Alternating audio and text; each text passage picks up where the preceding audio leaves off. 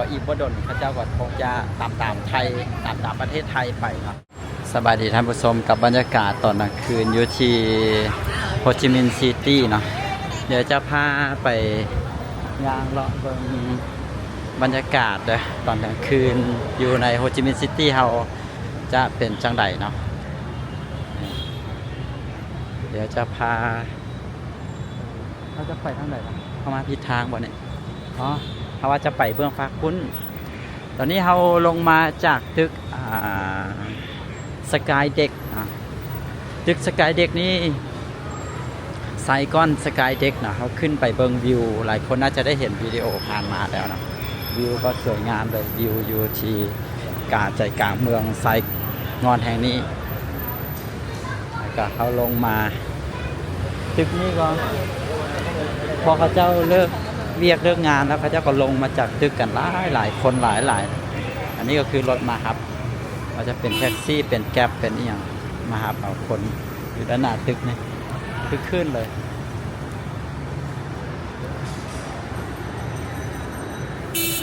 แล้วตอนกลางคืนบรรยากาศตอนกลางคืนรถจักรหลายแห่งเนาะไปทางใดยุ่ใส่ก็มีรถจักรเต็มหมดเลยนะแล้วก็ห้านอาหารนี่อย่างต่างๆนานาแถวนี้ก็ว่าหลายตอนสวยฮั่นประดับดินก็ไ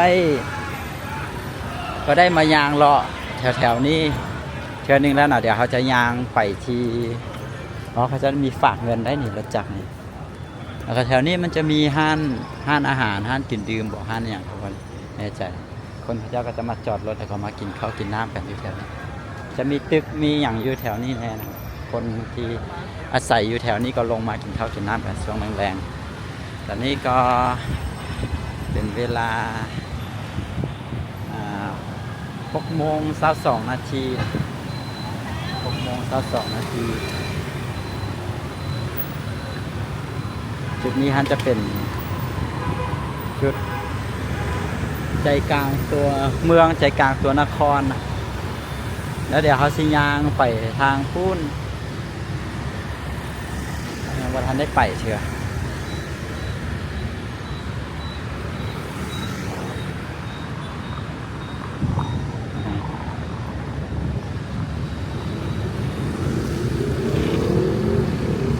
มาเบิ่งบรรยากาศช่วงอยากออกค่ำๆมืดๆแล้วนะประมาณ6:30อยู่ที่ใจกลางนครแห่งนี้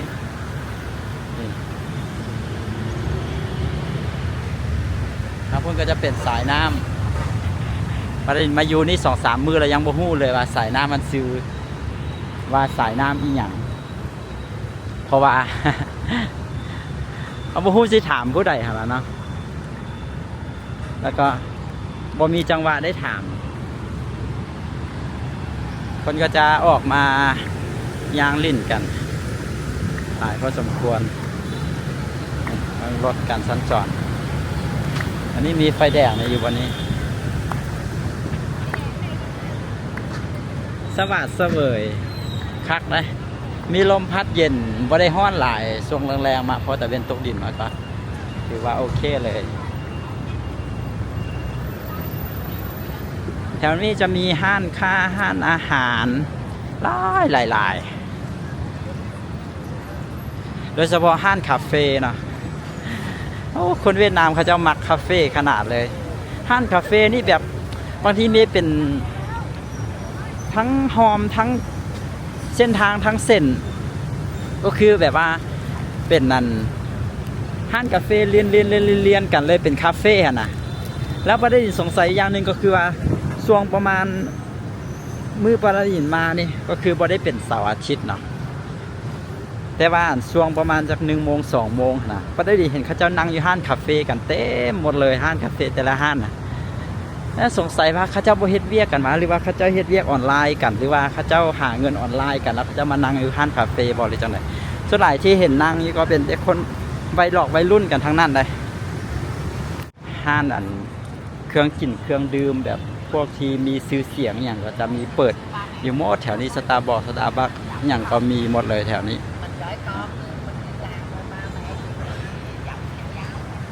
ก็จะเป็นเดิน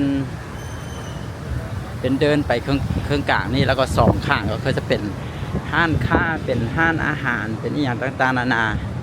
เห็นไหมแล้วตึกนี้คนก็มาถ่ายรูปกันหลายนะมันจะรวมเอาป้ายอย่างที่มีชื่อเสียงโด่งดังมาใส่ไว้นะคนก็มาถ่ายรูปกัน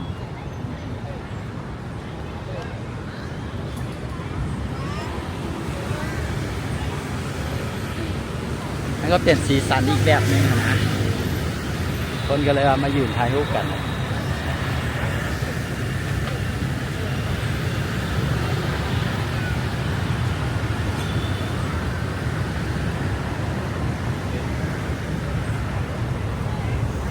คนหลายสวัสดิ์เสวย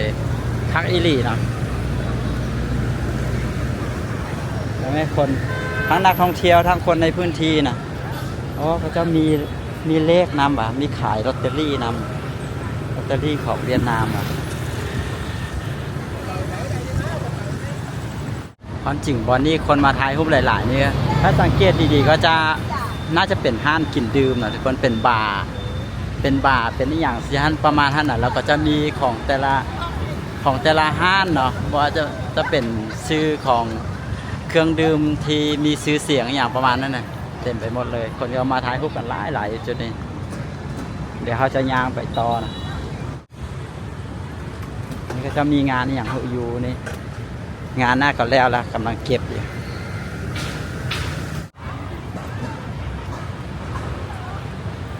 ในวันนี้ก็น่าจะเป็นห้างคือกันนะ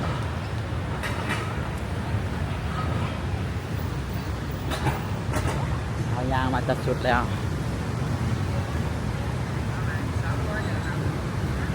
ข้างหน้าน่าจะเป็นมิวเซียมหรือว่าเป็นของการปกครองอย่างประมาณฮันบ่เนาะ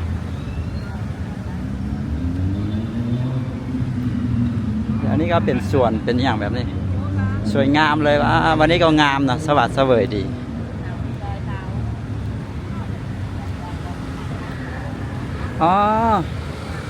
ตัวที่เขาเจ้าขายตี้รถที่ว่าเลาะเที่ยวตามเมืองนี่น่าจะขายอยู่นี่นะเดี๋ยวจะลองไปสอบถามเบิ่งก่อนเดี๋ยวเบิ่งแถวนี้ให้จบก่อน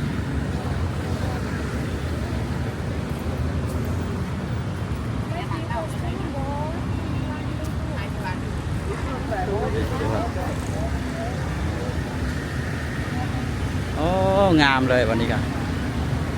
งามหลายมีน้ำพุมีอย่าง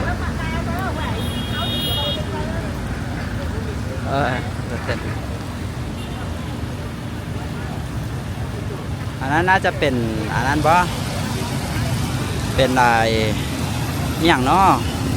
มิวเซียมบ่หรือว่าเป็นของการปกครองเป็นสถานที่สำคัญบอกในจังใดเนาะน่าจะแมนเลยอันนี้มี Rex Hotel อยู่นี่งามขนาดเลยนี่วันนี้ก็ถือว่าสวัสดิ์เสวยดีเนาะสวยงามเนาะเบิ่งแล้วก็รีแลกซ์ขนาดเลย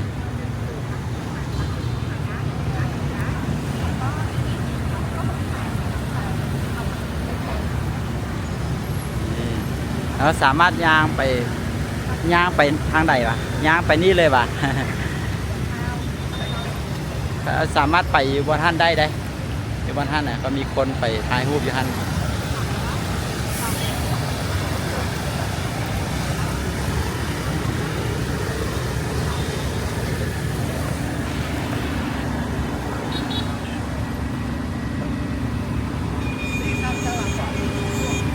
เอาข้ามได้ปะตามย่านเนี่ย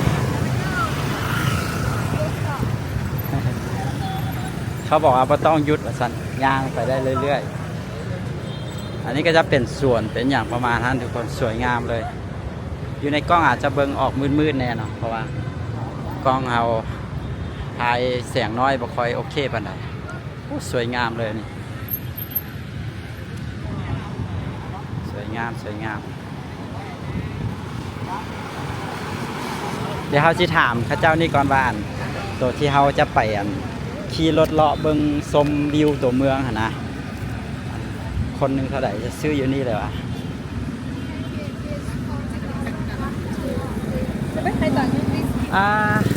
It's the city tour. Yeah, 145 for one.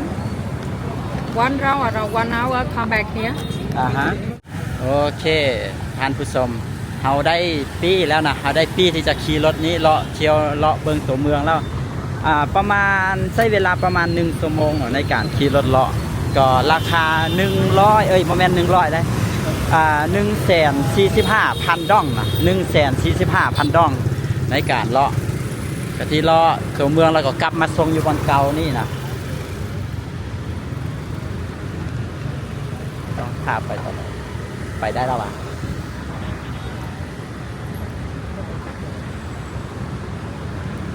อันนี้เขาไปได้แล้วบ่เดี๋ยวเขาชีพาไปย่างไปเบิงบอลใกล้ๆอันเป็นอย่างโหเป็นหออย่างมันต้องไปน้ำเขาได้สัญญาณได้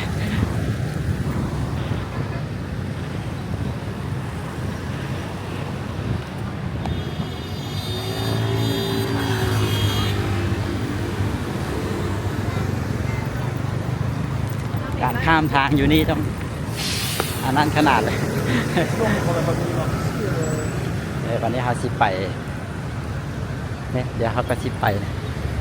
ประมาณ15-20 นาทีเนาะเดี๋ยวเขาจะไปถ่ายอยู่บนหันโอ้นี่รถต่อฟ้าเหรอจุดนี้จะเป็นวงเวียนงามมันเป็นพื้นที่เปิดแล้วก็แบบอันนั้นนะคนก็จะมาถ่ายรูปกันอยู่นี้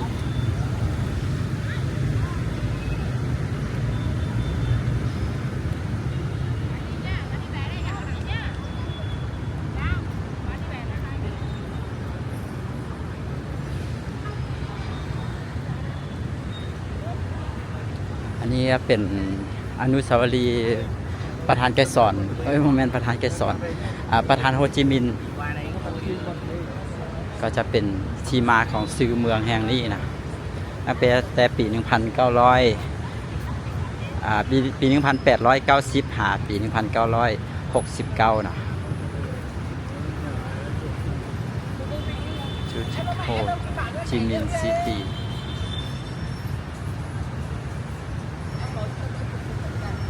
อยู่นี้ก็สามารถมาถ่ายรูปเอาตึกนี้เนาะตึกแบบ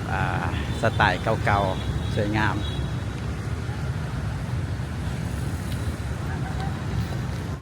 ก็โอเคได้ทุกคนสำหรับวิดีโอนี้ก็พายางเลาะเบิงบรรยากาศตัวเมือง